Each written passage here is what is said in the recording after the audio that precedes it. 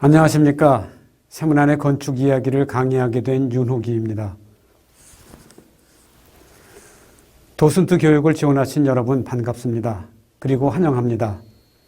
건축 이야기가 전문적인 내용이 많은데 제가 강의 전문가가 아니라서 자칫 어렵고 지루하게 여기실까 걱정입니다. 그래도 나름대로 열심히 준비했으니까 한번 믿고 들어주시면 감사하겠습니다. 그럼 시작하겠습니다.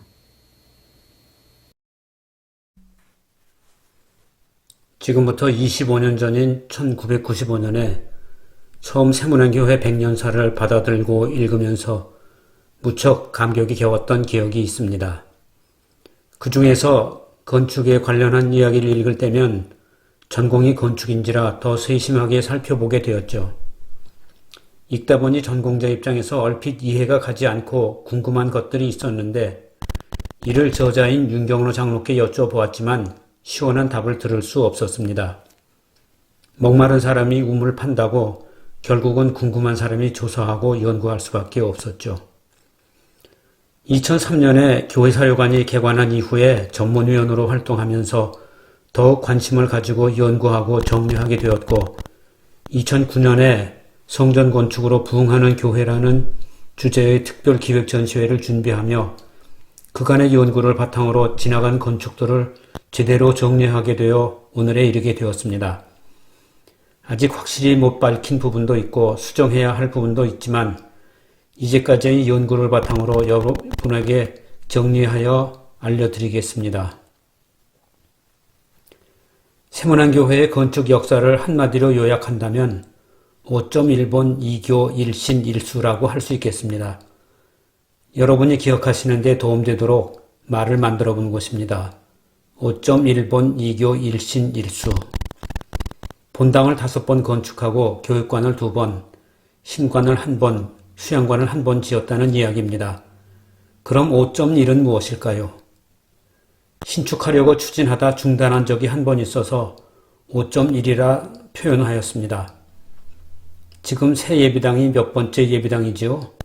6번째지요. 그 6개 건물 모습은 이렇습니다. 첫째, 둘째, 셋째, 넷째, 다섯째, 여섯째. 둘째는 사진이 없습니다. 그래서 당시 위치를 나타낸 약도가 있어서 여기 넣었습니다. 6 건물의 특징을 표로 정리하면 이렇습니다. 나중에 살펴보시고요. 첫 예배당부터 살펴보겠습니다. 첫 예배당은 사랑채 예배당이라 불러주십시오. 이 명칭은 각 예배당마다 불리는 별칭이 있으면 좋을 듯 해서 여러 사람의 의견을 모아서 당회에 보고한 것이므로 가급적 이대로 불러주시면 좋겠습니다. 사랑채 예배당의 모습은 많이 보셔서 익숙할 것입니다. 이것은 그 익숙한 사진을 바탕으로 돌아가신 주광장로님 매제되는 세문안 출신 이근복 목사가 그린 것입니다. 옆에 약도는 언더우드 선교사님이 정동의 자택 주변을 손으로 그린 것입니다. 가운데 부분을 확대해보면 역 U자 모양의 영문 필기체로 HGU S 하우스라고 쓰여 있죠. 언더우드 선교사님이 자기 이름의 약자로 Grace Grant Underwood 이렇게 약자로 쓰고 자기 집이라고 표현하신 것으로 볼 수 있습니다. 그리고 그 아래쪽에 일자 모양의 채플이라고 쓰여 있습니다. 이 건물이 첫 예배당인 사랑채 예배당입니다. 그러니까 디귿자 모양의 한옥인 언더우드 선교사 자택의 사랑채를 첫 예배당으로 사용한 것입니다. 그 위치는 정동 13번지로서 지금은 예원학교 운동장 한 부분에 해당합니다. 우리는 오랫동안 이 사랑채 예배당의 사진만 보아왔습니다. 이 약도를 보면 디귿자 한옥과 연관성이 안 보입니다. 의심할 수도 있는 상황이죠. 그런데 이 사진이 발견되었습니다. 미국 UCLA 한국기독교 석좌교수 옥성덕 목사가 미국에서 발견하여 공개하였습니다. 보시면 왼편에 디귿자 한옥이 있고 오른쪽에 사랑채 예배당이 보이고 있죠. 지난번 2015년에 건축위원회에서 세문안 예배당이라는 책을 발간하면서 옥성도 교수에게 양해를 구하고 그 책에 실었습니다. 정동 13번지는 후에 13-1번지로 바뀌고 1984년에 정동 1-45번지에 합병되었습니다. 언더우드 선교사가 손으로 그린 약도에는 예배당 모양이 일자형인데 기포드 선교사가 자대고 그린 약도에는 L자 모양입니다. 최근에 확인한 언더우드 연례 보고서에는 한 해에 3번이나 증축했다는 표현이 있는 것으로 보아 처음 일자형 건물을 증축해서 L자 모양이 된 것으로 보입니다. 첫 예배당은 일자인 것으로 알고 모형도 만들었으며 복원 계획도 그렇습니다. 현재 1-45번지의 경계선과 13-1번지의 경계선 표지는 왼편 그림과 같고 항공사진과 비교해 볼 때 오른쪽 낮은 운동장의 중간 오른쪽쯤 되지 않나 추정합니다. 이 사랑채 예배당의 키워드를 사정예운이라고 정리했습니다. 사는 사랑채, 정은 정동, 예운은 예원학교 운동장을 가리킵니다. 다음 두 번째 예배당입니다. 두 번째 예배당은 한옥 예배당입니다. 한옥 예배당에 대한 사진은 없습니다.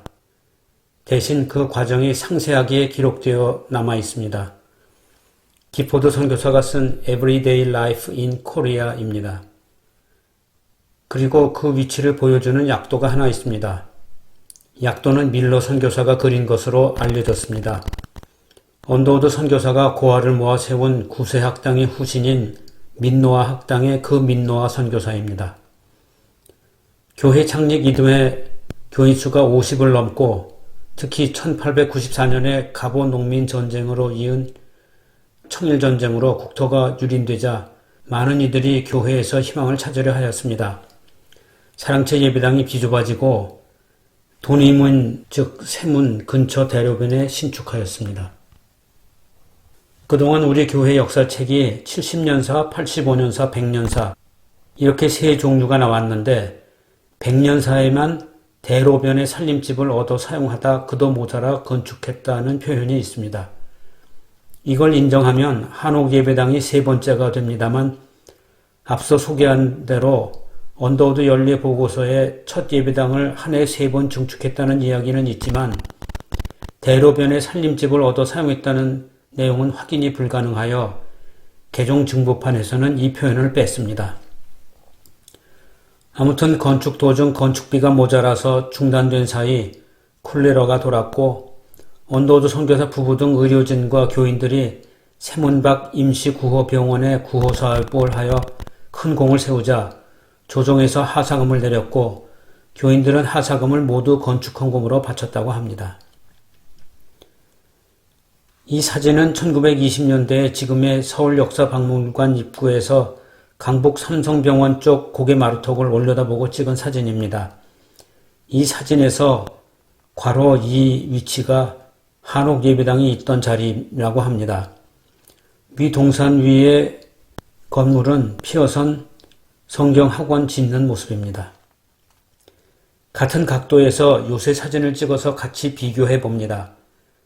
아래 사진에서 한옥 예배당의 현재 위치를 찾아보면 시티은행 앞 정도가 됩니다. 건물 사진이 없다 보니 추정만 해봅니다.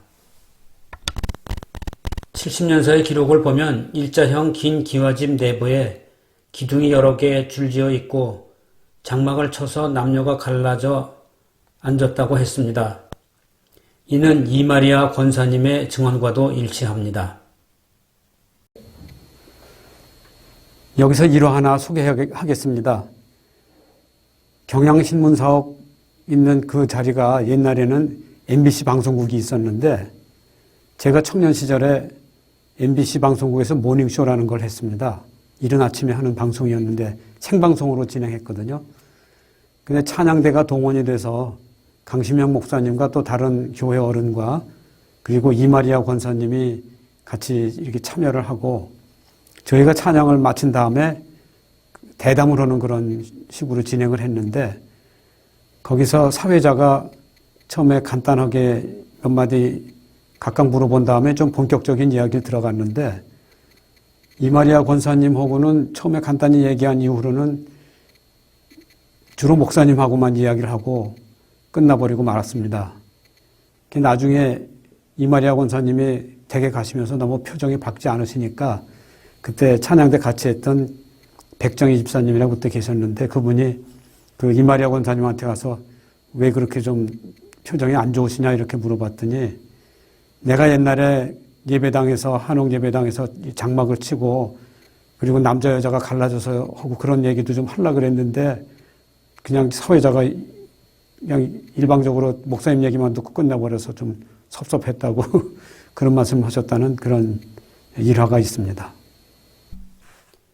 크기에 대해서는 70년사 다른 곳에 12칸이라고도 하고 또 장로교 사기에는 20여 칸이라고 표현도 있어 혼란스러웠는데 최근에 언더우드 선교사 연리보고서에서 정확한 규모를 확인하였습니다.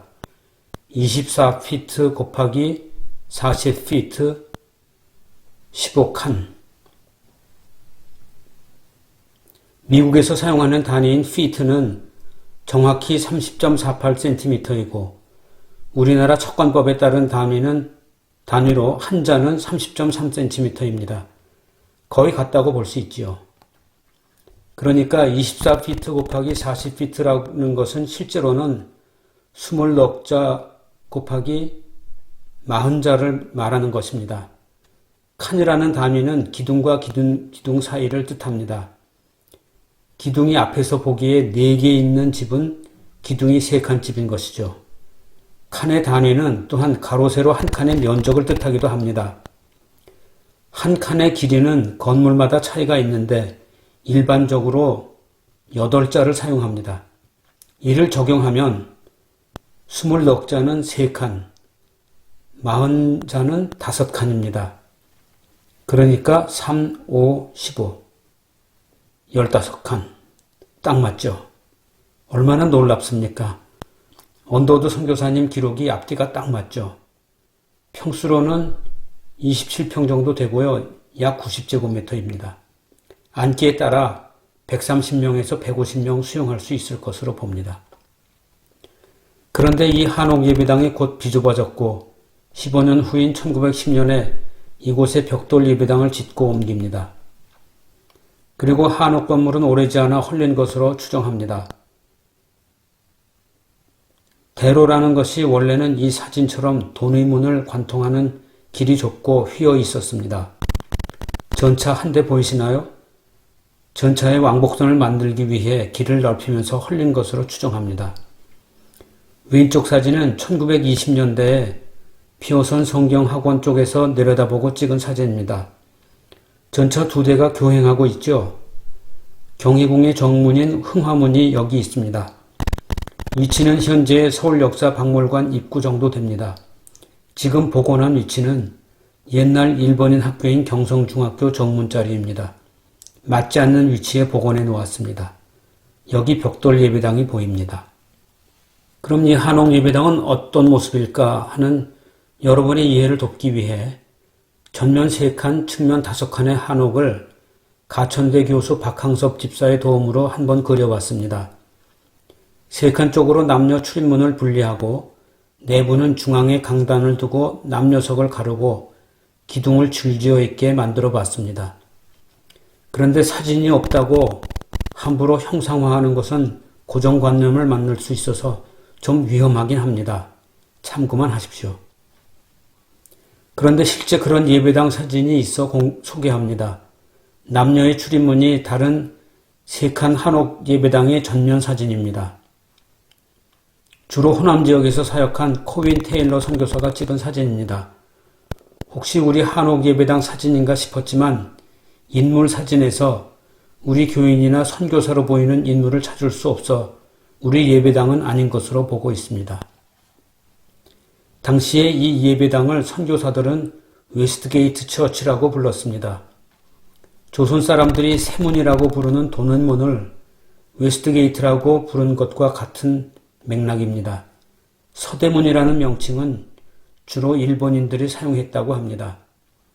한옥 예배당의 키워드는 외기한콜무입니다. 외는 웨스트게이트, 기는 기포드, 한은 한옥, 콜은 콜레라, 문은 사진이 없다입니다.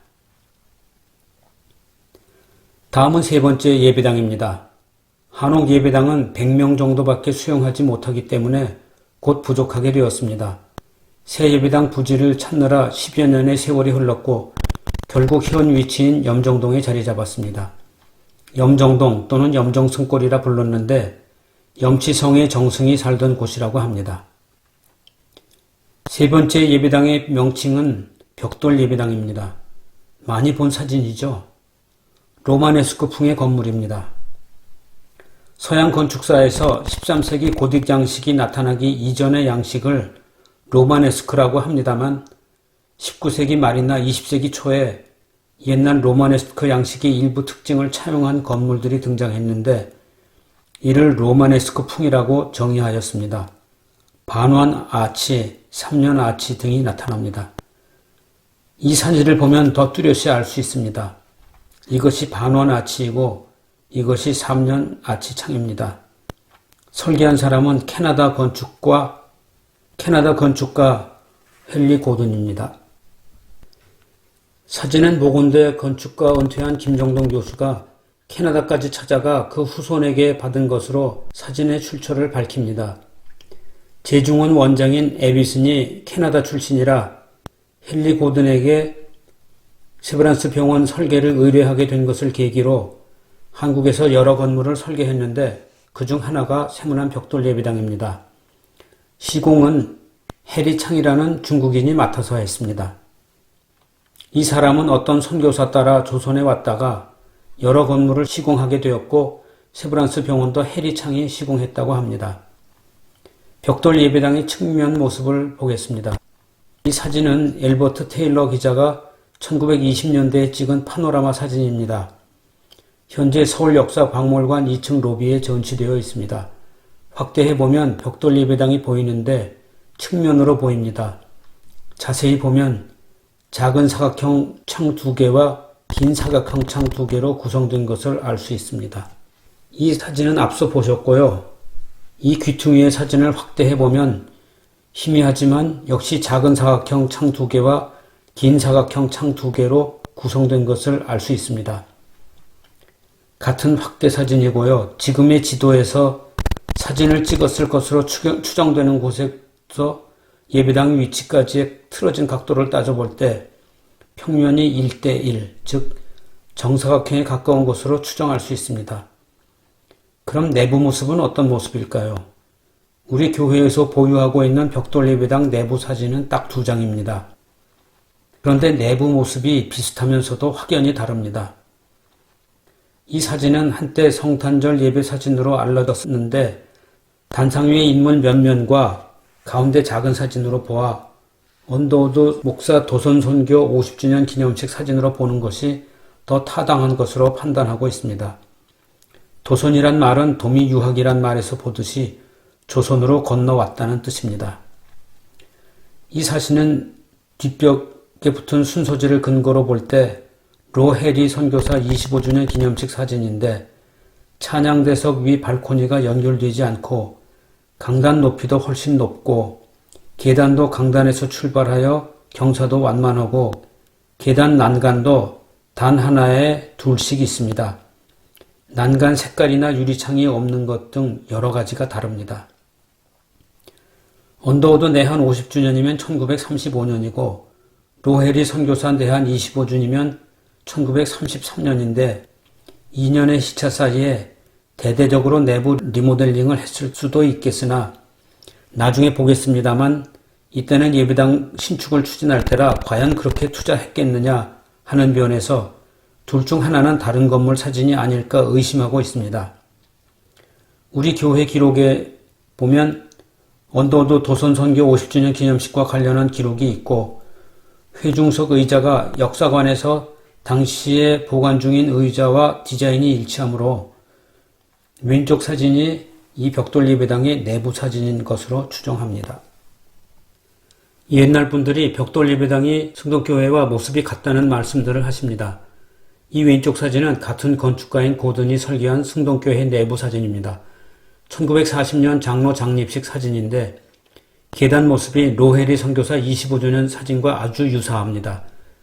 계단 생긴 모양과 옆을 막은 것이라든지 단 하나의 난간이 2개씩 있다든지 계단 시작 부분에 난간 기둥이 네모나고 중간 장식 위치가 같다든지 강단 배면이 밋밋하고 계단 근처에서 뭔가 재질이 바뀐다든지 하는 것이 동일합니다. 로헤리 선교사 25주년 기념식 사진의 장소는 승동교회로 추정합니다. 이상 살펴본 모습의 벽돌 예배당으로 우리 세문안교회는 일제강점기를 관통하였습니다.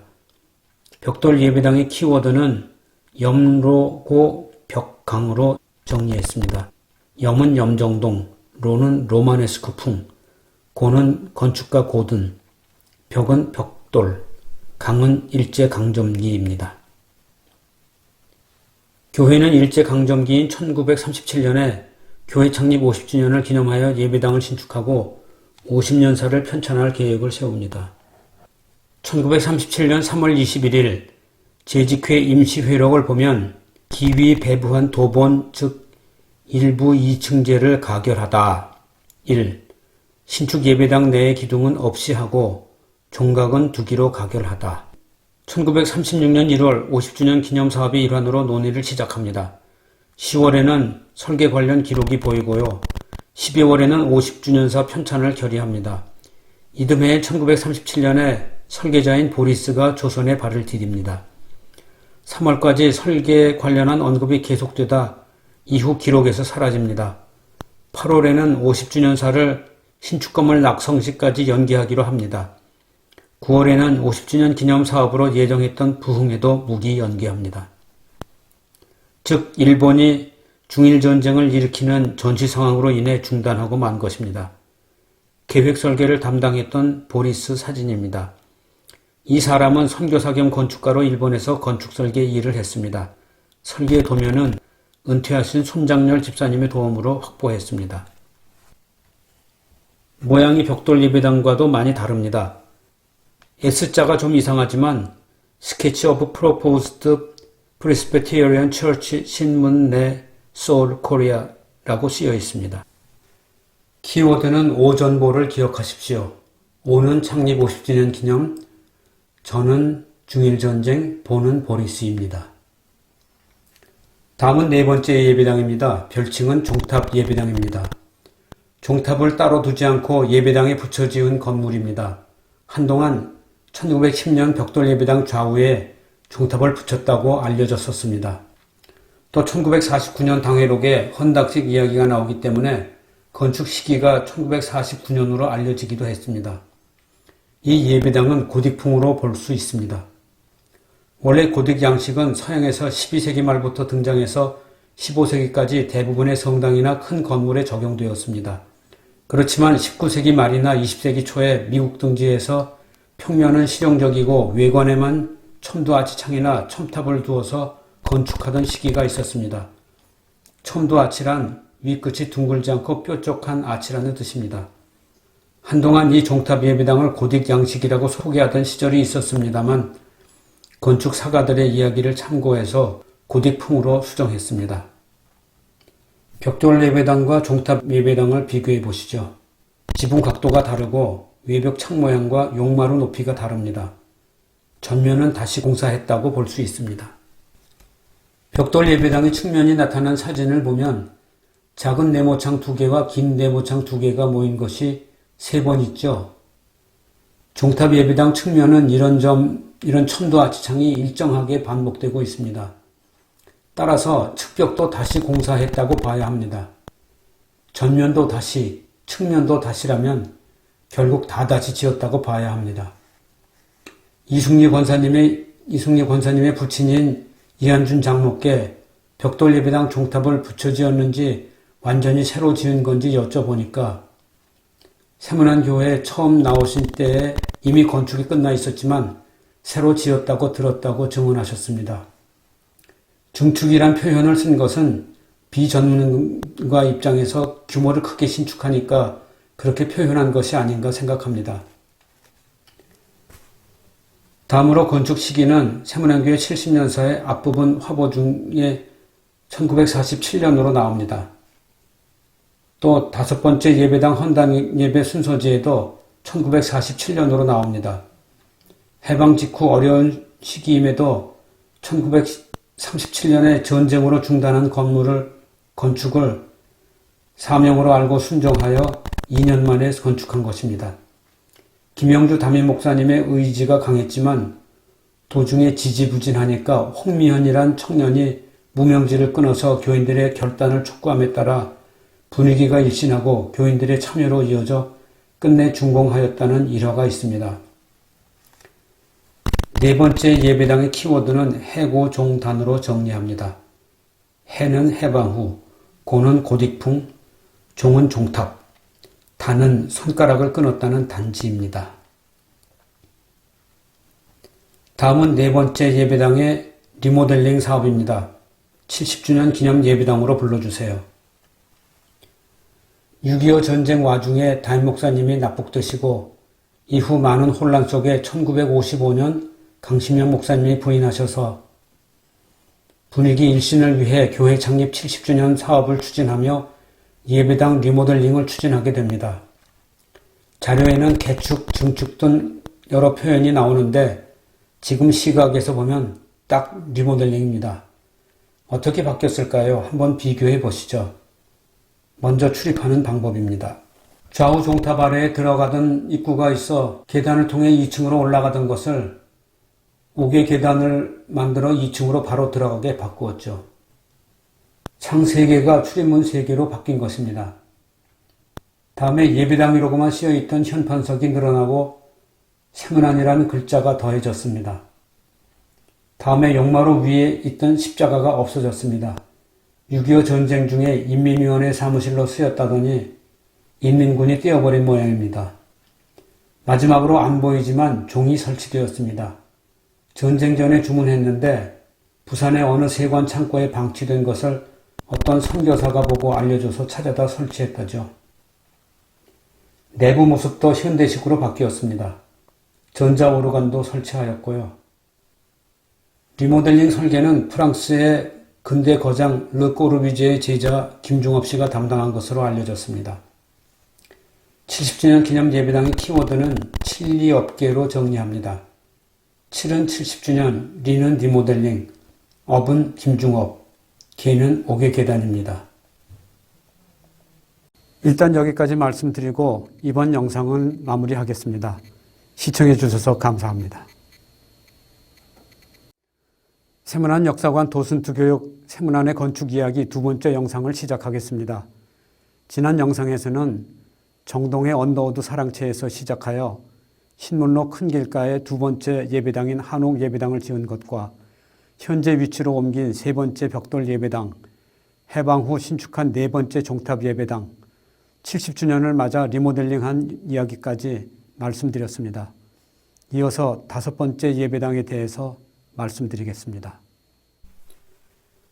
다섯 번째 예배당은 여러 교인들과 친근하고 익숙하지만 건축 과정이나 의미 등은 오히려 잘 모르시기 때문에 좀 자세히 다루겠습니다.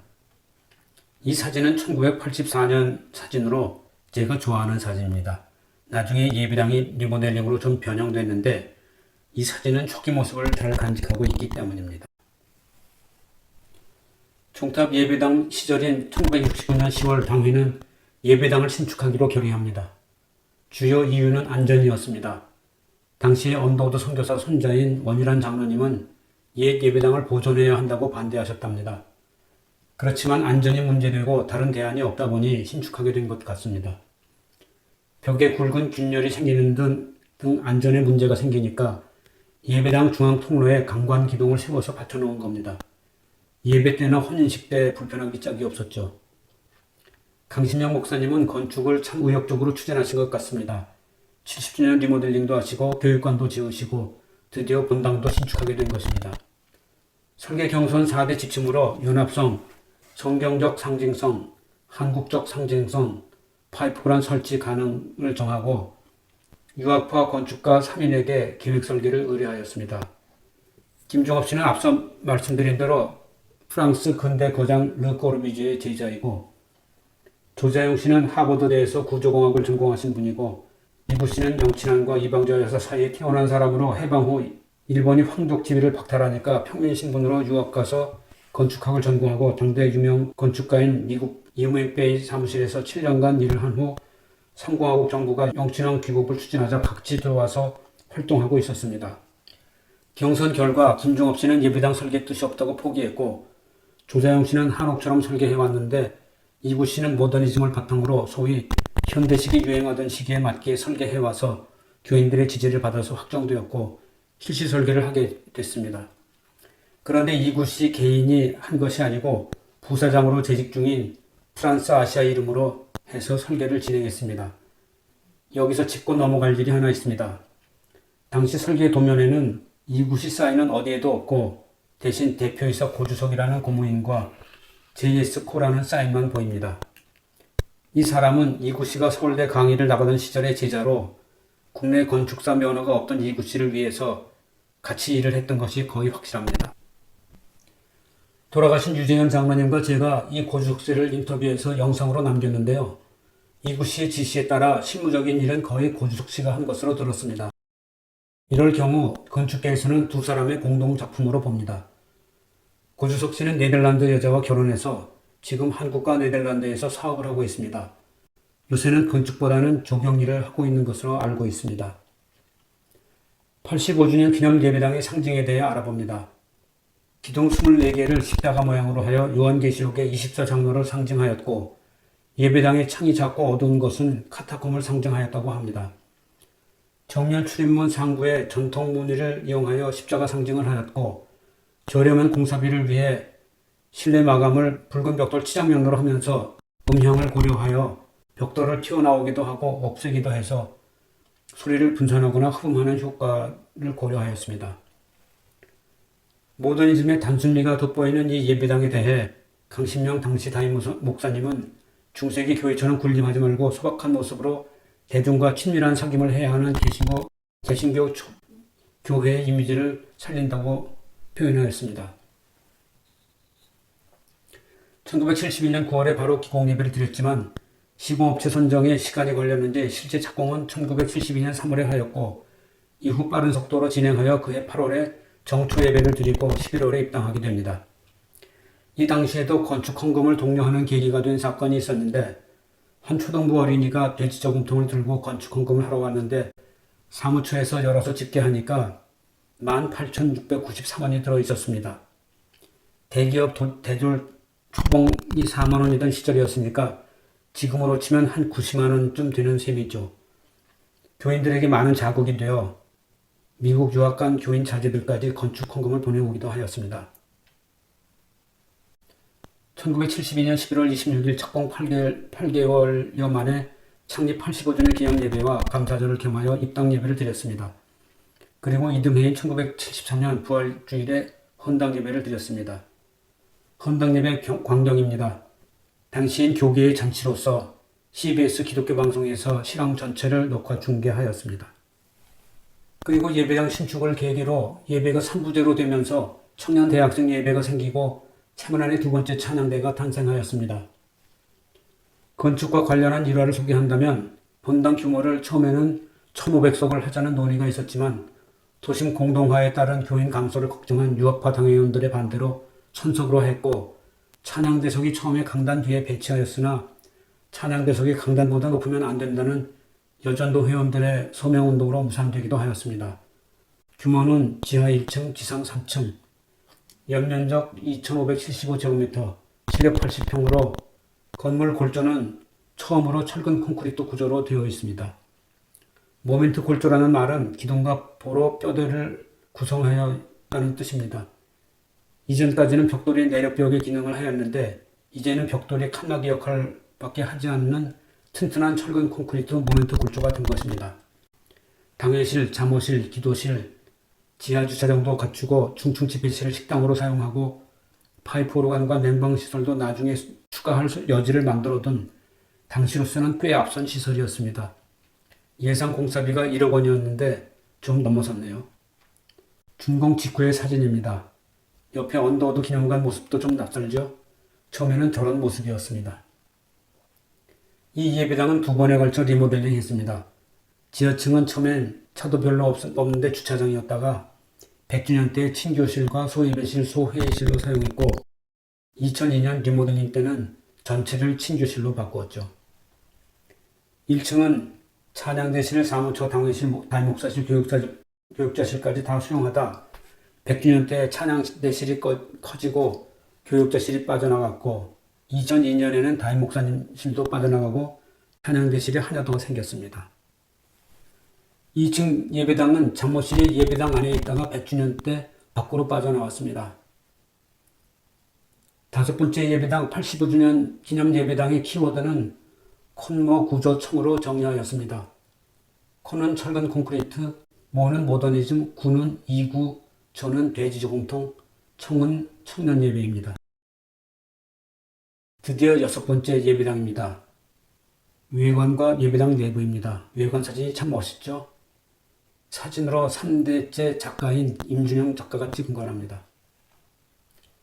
5번째 예배당을 헌당하던 해인 1973년 9월에 정부에서 건설부 고시를 통해 도심 재개발을 시작하였고 1984년 4월 우리 교회가 포함된 도렴 4.5 지구가 서울시 고시로 최종 확정되었습니다. 당시 지적도를 보면 이 색칠한 부분이 우리 교회 땅입니다. 여기가 본당이고 여기가 교육관, 즉 언더우드 기념관입니다. 이렇게 재개발해야 한다는 것입니다. 요새는 도시환경정비지구라고 부르는 재개발지구에 지정되면 모든 건축 행위가 중단되어서 장애인을 위한 승강기나 경사로도 설치가 불가능하고 오직 재개발 사업만 추진할 수밖에 없습니다. 그럼 재개발을 추진하는 방법이 어떠했냐 하면 지주들끼리 조합을 조성해서 추진하거나 75% 이상의 지분을 가진 지주가 단독으로 추진할 수 있습니다. 그런데 우리는 다른 지주들과 목표가 다르기 때문에 조합을 할 수가 없었고 결국 단독으로 추진할 수밖에 없었습니다. 나중에 건축을 시작했을 때 이전 예배당을 보존하고 재개발하라는 요청도 있었고 일부 청년들이 강하게 주장하기도 했지만 그런 사례가 없었기 때문에 그렇게 할 수 없었습니다. 오로지 철거 재개발 경우만 있었고 권위주의 정부가 통치하던 시절에는 다른 정부의 재개발은 꿈도 못 꾸어 그런 방법을 생각조차 못했기 때문입니다. 실은 2002년에 공간개발연구위원회를 조직하여 재개발을 연구한 적이 있었는데 그때 기존 예배당을 그대로 두고 재개발해도 되냐고 서울시에 공식 질의를 한 적이 있었습니다. 그때 답변이 설계해서 심의에 붙여보라는 것이었습니다. 그때 실무진의 판단은 너무 위험 부담이 크다는 것이었습니다. 설계해서 심의 붙였다가 심의에서 부결나면 시간 낭비, 돈 낭비로 우리만 손해볼 것이라고 생각하는 것입니다. 그렇다고 시설 개선도 안 하고 무작정 지낼 수도 없어서 나름대로 시도도 하고 좌절도 하면서 지내왔습니다. 그동안 어떤 일이 있었는지 몇 가지만 소개합니다. 1985년에 백화점을 하는 대기업에서 예배당을 지어줄 테니 지하에 백화점을 하게 해달라는 제안이 들어왔습니다. 교회에서 상행위를 하는 것이 비성경적이라는 문제도 있고 나중에 재산권 문제 등 복잡할 것 같아서 거절했습니다. 1986년에는 예배당이 너무 교회가 아니고 무슨 극장 같다는 말들이 많아서 외관 개선을 추진한 적이 있었습니다. 그래서 외관을 바꾸는 활동을 한동안 했습니다. 이때 제가 김동익 담임 목사님께 교회가 불법을 하면 안 된다는 취지의 편지를 보낸 적이 있습니다. 왜냐하면 외관을 바꾸려면 면적이 늘어나든가 해야 하는데 재개발지구에서 불가능하거든요. 그랬더니 30대 새파란 서리 집사인 저를 재개발건축위원회에 집어넣으셨습니다. 그 이후로 건축위원회가 조직될 때마다 위원으로 활동하여 왔습니다. 아무튼 그때 많은 외관 스케치를 설계자가 해오고 그중 대표적인 2개를 골라 교인들에게 공개하고 인기 투표도 했습니다만 서울시 담당 과장이 바뀌고 분위기가 부정적으로 바뀌면서 중단되었습니다. 1997년에는 김동익 담임 목사님 주도로 나름대로 준비를 잘해서 기독교 2000년 기념 사업의 일환으로 본격 추진하기 시작했습니다. 건축위원회도 조직하고 현장 설계를 위한 설계 지침서도 만들었지만 김동익 담임 목사님의 별세로 무기연직이 되었습니다. 이수영 담임 목사님 부임 후엔 본격 추진이 어려운 가운데 시설 개선을 추진하다 신관 건축을 하게 되었습니다. 구청 담당자가 가설 건축물로는 허가가 가능하다는 말에 추진한 것입니다. 신관을 지어서 승강기도 놓고 장애인 출입도 가능해졌죠. 존치 기한이 3년이었지만 한두 번 연장이 가능하기를 희망했습니다. 그런데 3년이 지나니까 구청에서 연장을 안 해줘서 철거 위기에 몰리게 되었습니다. 할 수 없이 우선 사용 연장을 위해 행정소송을 하였고 기적적으로 승소하게 되어 예배당 건축지까지 사용하게 되었습니다. 재개발을 피하려면 현 대지를 팔고 재개발 안 해도 되는 곳으로 이사가면 되지만 개신교 첫 주주교회인데 함부로 떠날 수도 없었습니다. 실제로 건축 헌금 한 푼도 안 보태주면서 절대 이사가지 말라는 전화도 왔었다고 합니다. 또 한 가지 방법은 불이익을 당하면서 무작정 기다리는 것입니다. 당시로서는 생각조차 못할 일이었지만 최근에 서울시에서 해제해주기도 해서 예를 들면 오수영 장로님네 건물은 재개발 안 하고 버틴 끝에 해제될 그 가망성이 지금 보이지 않습니까? 그것도 하나의 방법일 수 있었겠습니다. 결국 1937년생 장로님들이 은퇴하시기 전에 시작하자는 의견을 모아 2007년 당명원 간담회에서 결의하고 건축위원회를 조직하기에 이릅니다. 2010년에 6개 설계업체를 상대로 지명현상을 의뢰하고 선건축의 작품을 당선되도록 하였고 2012년에 지반조사하고 2013년 한미글로벌과 사업관리 계약을 체결하고 2014년에 사업시행 인가를 받고 7월에 임시예비초소로 이전하였습니다. 이후 건물을 철거하고 11월에 문화재 발굴조사 착수하였고 2015년 8월에 토목공사 강산건설과 계약 후 기본감사예비를 드리고 2017년 4월에 CJ건설과 건축공사 계약하고 2015년 4월에 입당감사예비를 드리게 되었습니다. 현상설계 개념은 빛, 문, 물로서 생명의 빛, 구원의 문, 영생하게 하는 생물이신 예수 그리스도를 표현합니다. 1층을 시민에게 개방하였습니다. 이는 사랑의 교회 건축이 한참 비판받고 있을 때 이수영 담임목사께서 선언하신 사항입니다. 설계자는 서인건축이지만 이은석 경희대 교수가 세문안교회 설계에 너무 참여하고 싶어서 서인건축 최동규 대표를 찾아가 설계안을 내겠다고 제안했고 마감 전에 자체적으로 만든 안과 2개 안을 놓고 냉정하게 평가해서 더 당선되기 좋다고 판단한 이은석 교수 안으로 출품해서 당선되었다고 합니다. 그래서 계획 설계는 이은석이고 실시 설계는 최동규가 되는 상황이 되었습니다. 그래도 업체를 이야기하면 서인건축이고 사람으로 치면 최동규 플러스 이은석이 됩니다. 외부 상징을 보겠습니다. 종탑은 숫자 1을 나타내어 첫 번째 조직교회 유일하신 하나님을 상징합니다. 오목한 곡면을 어머니의 품으로 어머니 교회를 상징하고 사랑으로 품어주시는 하나님의 품도 상징합니다. 곡면의 39개 별빛창은 구약 권수를 상징하고 1층 현관 천장의 27개 등은 신약 권수를 상징합니다. 예배당 천장의 12개 패널은 12사도 12지파를 상징하고 서측 수직창 7개는 아론의 7촛대 7일을 하나님이 창조하신 7일을 상징합니다. 1층 세문안홀은 원래 시민개방 카페로 설계하였는데 85주년 기념 예배당을 축소 복원했고 로비 바닥에는 원래 위치를 까만 선으로 표시하였습니다. 85주년 기념 예배당을 복원한 세문안홀 모습입니다. 1층에서 후면 출입구로 이어지는 계단 모습입니다. 지하 2층 언더드 홀이고요. 친조실입니다. 지하 2층 로비입니다. 대예배실이죠. 4층 대예배실 십자가 좌우면을 스피커가 들어있는 것으로 만들었습니다. 다른 예배당에 스피커를 주렁주렁 매던 모습이 너무 흉해 보여서 이곳에 스피커를 모아놓고 겉을 화강석과 유사한 천으로 막은 것입니다. 파이프 오르간은 캐나다 카사방 제품으로 기계식 연주대와 이동식 연주대가 있고 4개 손건반, 페달 건반, 63음전, 79열, 4310개 파이프로 구성되어 있습니다. 큰 규모로 따지면 국내 6, 7번째 된다고 합니다. 대예배실 로비입니다. 10층, 11층 옥상 정원들이죠. 8층 옥상 정원입니다. 문화재 발굴 조사 과정에서 출토된 문화재는 2가지인데 하나는 조선 중기의 암거로서 주택에서 나온 물을 청계천으로 흘러보내기 위한 배수로이고 또 하나는 고려시대 반지하식 기와 가마토로 화구부, 아궁이, 연소실, 소성실, 연도부로 구성되어 있습니다. 건물 오른쪽 앞에 기념비가 2개 있습니다. 아시는 대로 왼쪽이 비석이 박사 원부 기념비로 언더우드 선교사 11주기를 기념하여 1927년 9월 21일 대한예수교 장로회 총회의 명의로 세웠습니다.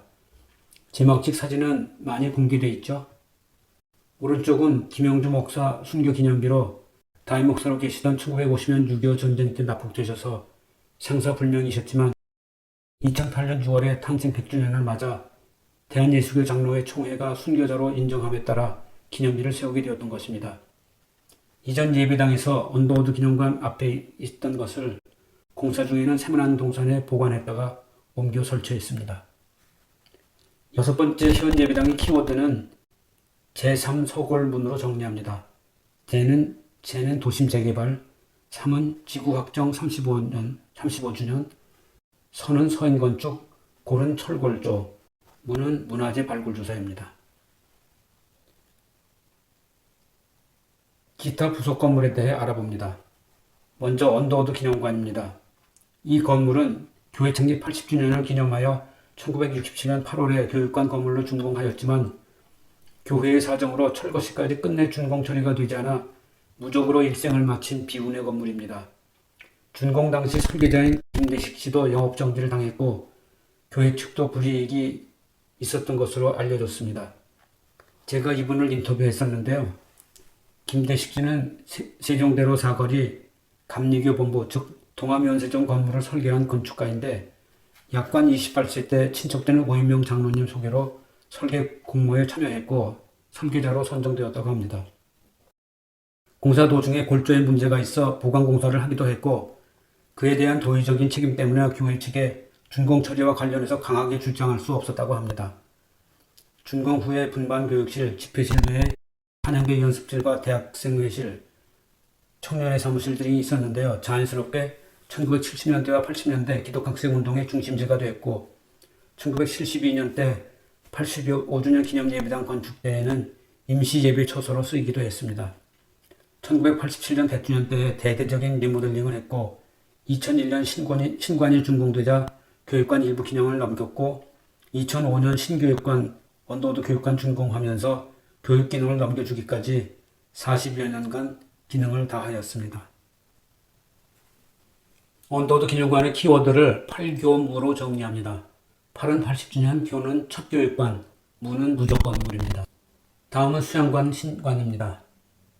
1986년에 100주년 기념 사업의 일환으로 경기도 가평군 조정면 신상리 542-3 소재 침례교 수양관을 인수하고 운영하기 시작했고 1991년에 탑건축 수영집 소장에게 의뢰하여 200명 수용의 수양관 설계를 완료하고 건축 허가까지 얻었으나 채석장, 인근 군부대 사격장 문제 등으로 건축을 못하였습니다. 그래서 한동안 열악한 구건시설을 사용하다 도저히 안되겠다는 판단하에 1995년 100명 수용의 수양관을 설계하여 건축 허가까지 완료하였습니다. 그런데 이듬해에 이를 이어받은 수양관 부장님이 많이 고민한 끝에 과거에 공사 못했던 200명 수용의 도면으로 설계 변경해서 공사 완료하고 1997년 5월에 준공하였습니다. 오랜 기간 예배당 재건축을 준비하신 김동익 담임 목사님이 유일하게 재임 기간 중 준공을 보신 건물입니다. 1999년에는 수영장을 시공해서 준공하였습니다. 많이 보신 얼굴이죠. 우리 교회 출석하는 명호건축 박명규 소장이 설계했습니다. 수영관의 키워드는 돌, 이, 익으로 정리합니다. 돌은 돌산개발, 이는 2번 설계, 익은 김동익 목사입니다. 다음은 신관입니다. 앞서 소개한 대로 2001년에 3년 기한의 가설 건축물로 지었습니다. 세문안교회 역사상 최초로 엘리베이터를 설치하여 장애인이 휠체어 단체로 예배드릴 수 있게 되었습니다. 1층에 400석 집회실, 2층에 유아부 유치부가 있었고 3층은 처음엔 분반교육실이 있었는데 신교육관 건축 후에는 집회실로 사용하였습니다. 종로구청 연장 프로 방침의 행정소송으로 대응하고 승소하여 새예배당 건축지까지 사용하였습니다. 건축가는 역시 우리 교회에 출석하던 여의건축 추광수 소장입니다. 아시는 대로 연이라는 노래를 부른 라이너스의 리드 보컬이었죠.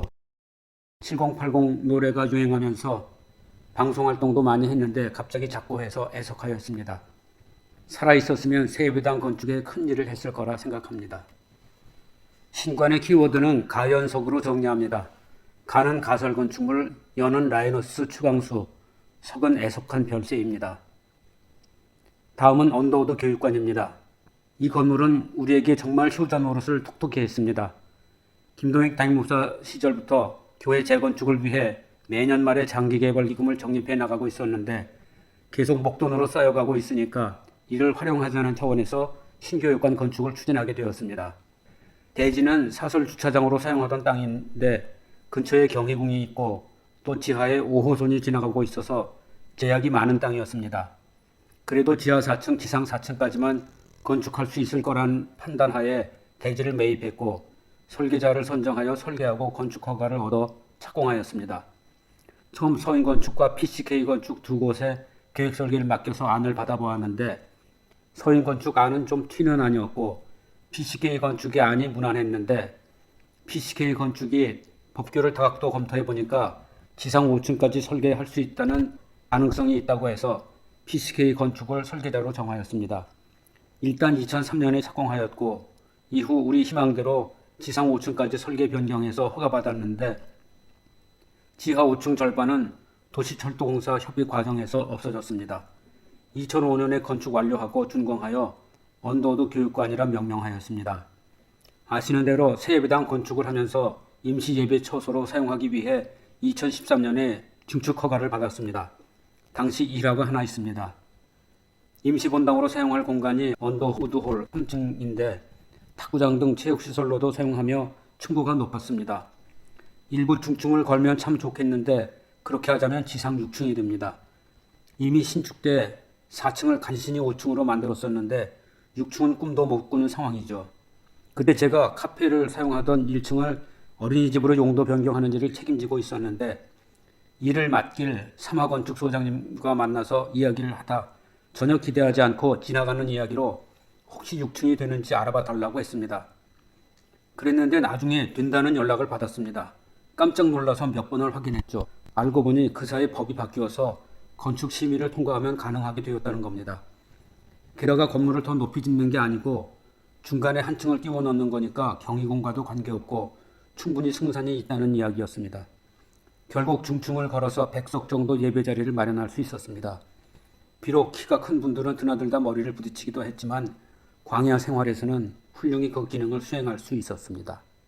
이렇게 2014년 7월에 임시예배처소의 기능을 다하고 2016년에 내일신문사에 매각하여 건축비에 기여했으니 정말 효전으로 톡톡히 한 건물입니다. 설계자는 건축가 박흥균으로 PCK 건축 소장과 호소대 교수를 역임하였습니다. 한 가지 안타까운 것은 설계 당시 업무 협의하러 다니던 젊은 소장이 있었는데 자신은 세문안 유치원 출신이라며 세문안 교회 일을 즐겁다고 하며 유치원 졸업 앨범을 역사관에 기증도 하였었는데 나중에 들으니 건물 준공 후 오래지 않아 돌연사했다고 합니다. 언더우드 교육관의 키워드는 신오의 탁으로 정리합니다. 신은 신의 한 수, 오는 5층 가능, 애는 애석한 건축가 사망, 탁은 탁구입니다. 이상 부족한 설명으로 여러분과 함께 세문안의 건축 이야기를 알아보았습니다. 혹시 지루하시진 않았나요? 설명드린 대로 아직 밝힐 일도 많이 있습니다. 이해가 안 되고 궁금한 것은 제게 연락 주시면 같이 연구하겠습니다. 시청해 주셔서 감사합니다.